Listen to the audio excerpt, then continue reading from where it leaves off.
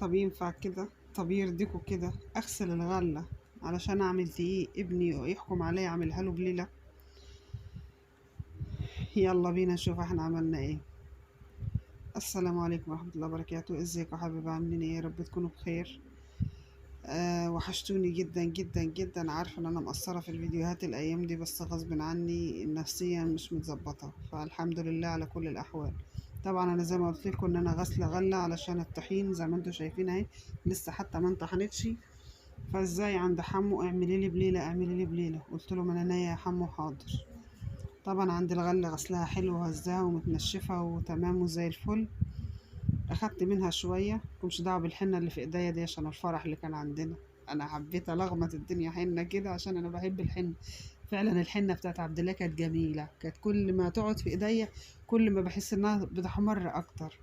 كان نفسي اصور لكم فيديو للحنه، بس ان شاء الله يعني قريب. نخش على البليله بتاعتنا. طبعا انا بلاها فتره طويله، يعني بليتها حوالي 12 ساعه لحد ما حبيت الغله نفسها طريت معايا. ابلها واغير لها الميه بتاعتها. اخدتها هنا بقى في ميه نضيفه وفي حله وهرفعها على النار، مش هحط عليها اي حاجه. هنا كده بعد ما غلت مرتين صفيت الميه وحطيت لها ميه نضيفه تانية. حتى حبيت الغله نفسها يعني ما شاء الله ابيضت وفتحت معايا. خلاص انا مش هفضي ميه تاني لان انا غسلاها ونضيفه وما شاء الله عليها. شايفين الغله؟ شايفين حبايه القمحية عامله ازاي؟ ما شاء الله يعني بصوا هي يعني بدأت تستوي اصلا. هي دي المفروض، هي بيقول لك في غله او في قمح للبليله مخصوص، فانا لا والله انا عملتها من الغله بتاعتنا عادي يعني. هنا الغله تعتبر استوت. بديها كده تقليبه اهو. مش طبعا ما فضيتش الميه بتاعتها تاني. وفتحت الغلة من السوا بتاعها، فتحت معايا. اللي فادني فيها وما غابتش معايا وما خدتش وقت في السوا ان انا بليتها فترة طويلة. طبعا نزلت لها هنا لبن، انا بحب اعملها بلبن. نزلت لها لبن، هي ما عادش فيها مية بقى كتير، فنزلت لها لبن. هخليها تغلي غلوتين باللبن اللي هي فيه. هديها تقليبة كده وهديها ايه، هسيبها تغلي غلوتين مع مع اللبن بتاعها. انا ما عملتهاش عشان عاشورة ولا حاجة، انا هي جت بالصدفة كده والله ان انا غاسلة غلة الايام دي. فمحمد قال لي انا عايز بليلة يا ماما، فطبعا يعني ايه حبيت اعملها له. هنا بقى ايه غلت شوية معايا. نزلت لها بقى سكر. انا مش هنزل لها سكر كتير لان انا الكمية دي كتيرة، فهحط بقيتها في الفريزر، فاللي يحتاج يسخن ويحط سكر زي ما هو عايز. عندي هنا معلقتين نشا، مش كتير برضو. هدوبهم في شوية مية وهفضيهم، او شوية لبن، وهفضيهم على البليلة بتاعتي لحد ما تبتدي تلف. هي كده كده حباية الغلة بتاعتي او حباية القمح بتاعتي مستوية اصلا، ولا بقى ولا كريم شانتيه ولا فانيليا. انا عايزة اكل طعم البليلة اللي الراجل كان بيلف وكنا بنشتريها منه كده سخنة الصبح وناكلها واحنا لسه بقى في عبيس.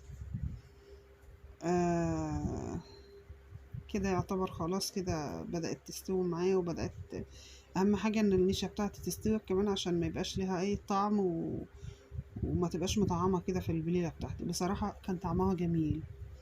حبيت البليلة نفسها باينة قدامي وحبيت الغلة نفسها باينة اهي. هي كده ما شاء الله عليها. انا مش عايزاها مهرية، انا عايزة احس بطعم القمحاية او الغلة وانا باكلها. فهي كده طيبة ومش مهرية، مفتحة حلوة جميلة وشاربة من اللبن. السكر بقى احط لها تبع ما انا عايزة.